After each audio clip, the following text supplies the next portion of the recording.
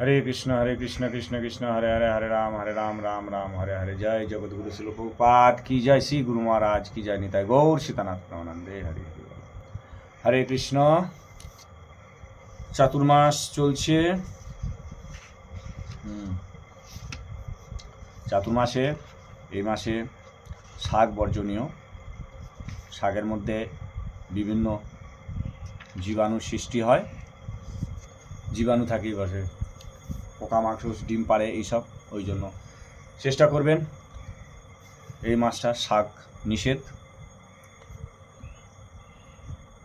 হরে কৃষ্ণ। প্রশ্ন উত্তর। আমিষ আহার মহাপাপ। প্রশ্ন 43। আমরা সংসারী মানুষ, মাছ মাংস না খেয়ে থাকতে পারি না। সকাল সন্ধ্যায় ভগবানের নাম নিই, তাতে কি আমাদের উদ্ধার হবে না? মাছ মাংস খেয়ে যদি হরিনাম নিয়ে উদ্ধার হবে কি না? উত্তর, মাছ মাংস খাওয়াটা যথার্থ সংসারী লোকের কাজ নয়। মাছ মাংস খাওয়ার জন্য নিশ্চয়ই মানুষ সংসারী হয় না। মাছ মাংস খাওয়ার প্রতি আগ্রহ থাকলে হিংস্র শিকারী পশু পাখির প্রজাতিতে জন্মাতে হবে। মানব প্রজাতির পিতা মহর্ষি মনু নির্দেশ দিয়েছেন, মৎস্যান বিবর্জয়েত, মাছ খাওয়া চলবে না। কে বলেছে? আমাদের পিতা মনু।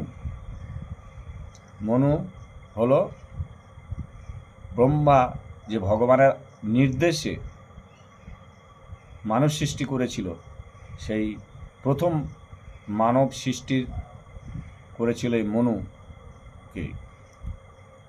কলিগ্রস্ত হিংস্র স্বার্থপর মানুষেরা মাছ মাংস খাবে বলে ব্যাসপিতা পরাশর মুনি কলিযুগে সম্বন্ধে উল্লেখ করেছিলেন। শ্রীমদ্ ভগবতে বলা হয়েছে, পিশাচা পিশিতাসনা, পিশাচ শ্রেণীর লোকেরাই আমিষাই হয়। পিশিতাসন মানসিকতা বর্জন করে কৃষ্ণভক্তি অনুশীলন করতে হবে। কৃষ্ণ প্রসাদ সেবা করতে ভগবান কৃষ্ণকে স্মরণ করে অন্তিমে ভগবত ধামে উপনীত হওয়া যাবে। মাছ মাংসে প্রীতি থাকলেও অন্তিমে এই দুঃখময় জগতের মধ্যেই মাছ মাংস ভক্ষণের উপযুক্ত শরীর লাভ হবে, সন্দেহ নেই। তাতে কোনো সন্দেহ নেই, নিঃসন্দেহ বলে দিয়েছে যে মাছ মাংস ভক্ষণেরই উপযুক্ত শরীর লাভ হবেই, কোনো সন্দেহ নেই। তাহলে আপনারা শুনলেন সুন্দর উত্তর, যে মাছ মাংস খেয়ে ভগবানের নাম করলে, কীর্তন করলে, পূজা করলে তাতে কি উদ্ধার হব কি না? পরিষ্কার বলে দিয়েছে, কোনো মতেই না। কারণ আমাদের এখানে শাস্ত্র সম্বন্ধেই বলছি, এখানে কোনো মন গড়া কথা নয়, শাস্ত্র বলছে। এবং আমাদের পরমপিতা মানে মানব সৃষ্টির প্রথমে যে সৃষ্টির মনু আমাদের হলো পরমপিতা, উনিই বলেছেন। আর অন্য কত কারোর কথা আমাদের জানার দরকার কি আছে, তাই আমাদের জানতে হবে। হরে কৃষ্ণ। সৎ উপদেশ দেওয়া,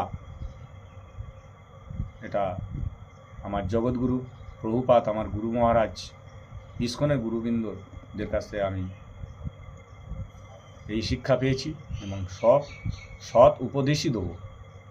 আপনারা মানবেন না মানবেন এটা আপনাদের ব্যক্তিগত চিন্তা। মঙ্গল অন্য কেউ আমাদের মঙ্গল করতে পারবে না, আমাদের মঙ্গল আমাদেরকেই করতে হবে।